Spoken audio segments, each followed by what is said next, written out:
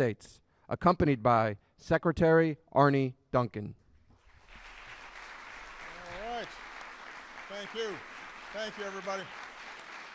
Thank you. Thank you very much.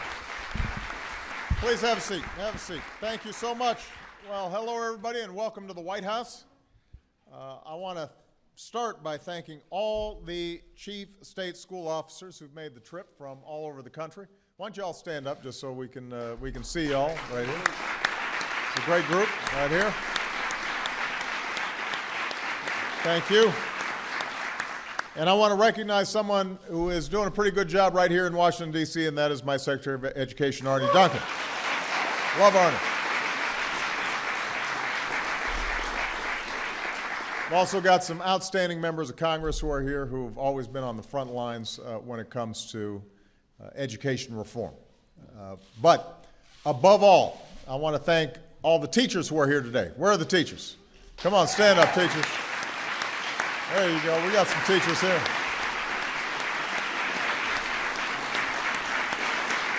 You know, earlier this week, we hosted our second White House Science Fair. Some of you may have seen this on TV. I got a chance to shoot a marshmallow out of an air cannon, which I don't usually get to do. But I met these incredibly talented young people, kids who were working on everything from portable housing for disaster victims to technology that can detect smuggled uranium before it became a threat. This young man had built a prototype, and I asked him how he came up with this idea, and he said, yeah, I've always just been really interested in nuclear materials, and I collect samples. And I asked him, how does your mom feel about this? He said she wasn't that happy about it. But just unbelievable young people. It was extraordinary. And before they left, I gave them some homework. I told them, go find a teacher who helped them make it here and say thank you. Because every single one of us can point to a teacher who in some way changed the course of our lives.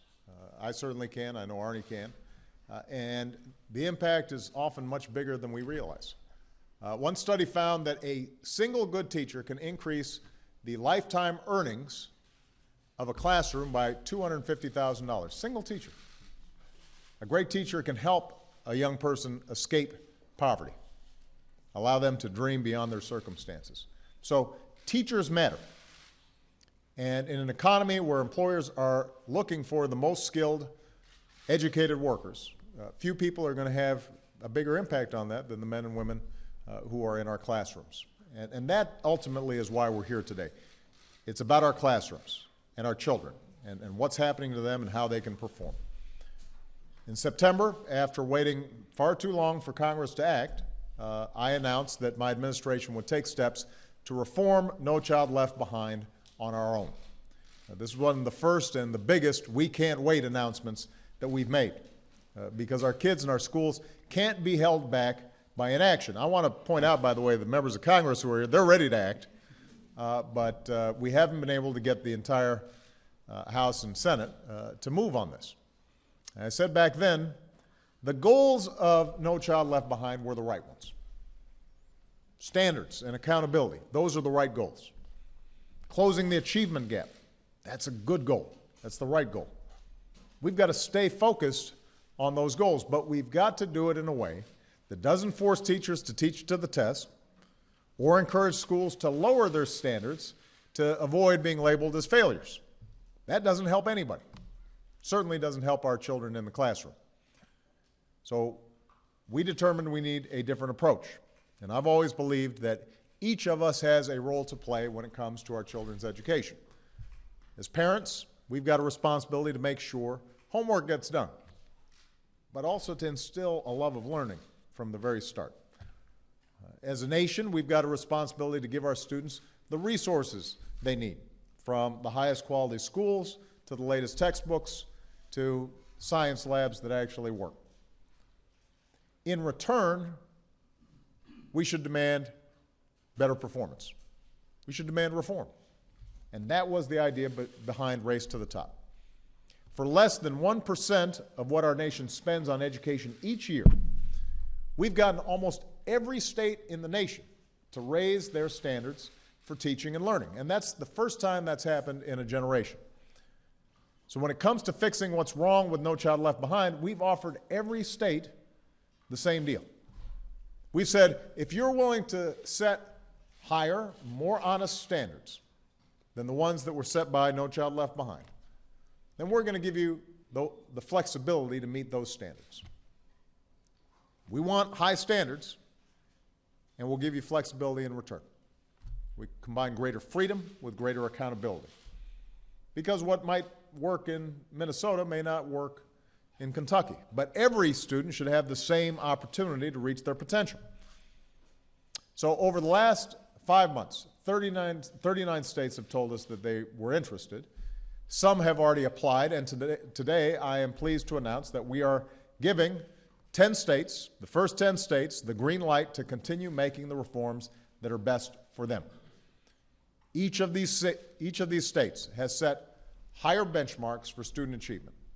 They've come up with ways to evaluate and support teachers fairly based on more than just a set of test scores. And along with promoting best practices for all of our children, they're also going to be focusing on low-income students and English language learners and students with disabilities. Not just to make sure that those children don't fall through the cracks, but to make sure they have every opportunity to go as far as their talents will take them. So Massachusetts, for example, has set a goal to cut the number of underperforming students in half over the next 6 years. I like that goal. Colorado has launched a website that will allow teachers and parents to see exactly how much progress students are making and how different schools are measuring up. So, nothing creates more accountability than when parents are out there taking a look and seeing what's going on. New Jersey is developing an early warning system to reduce the number of dropouts. Tennessee is creating a statewide school district to aggressively tackle its lowest performing schools. And Florida has set a goal to have their test scores rank among the top 5 states in the country and the top 10 countries in the world. I like that ambition. This is good news for our kids. It's good news for our country. And I'm confident that we're going to see even more states come forward in the months ahead. Because if we're serious about helping our children reach their full potential, the best ideas aren't going to just come from here in Washington. They're going to come from cities and towns from all across America. They're going to come from teachers and principals and parents. They're going to come from you, who have a sense of what works and what doesn't. And our job is to harness those ideas, to lift up best practices, to hold states and schools accountable for making them work. That's how we're going to make sure that every child in America has the skills and the education they need to compete for the jobs of the future and to be great citizens. And that's how we're going to build an economy that lasts. So to all the educators who are in the room, thank you for what you do every day. We are very proud of your efforts. We know it's not easy. We're proud of you. And working together, I'm absolutely confident that year after year, we're going to see steady improvement. I told the superintendents that I met backstage before I came out here, this is not a one-year project. This isn't a 2-year project. This is going to take some time. But we can get it done with the kind of determination and the kind of commitment that so many of you have shown. So I'm proud of you. I'm proud of Arnie Duncan. Let's make this happen. Thank you very much, everybody.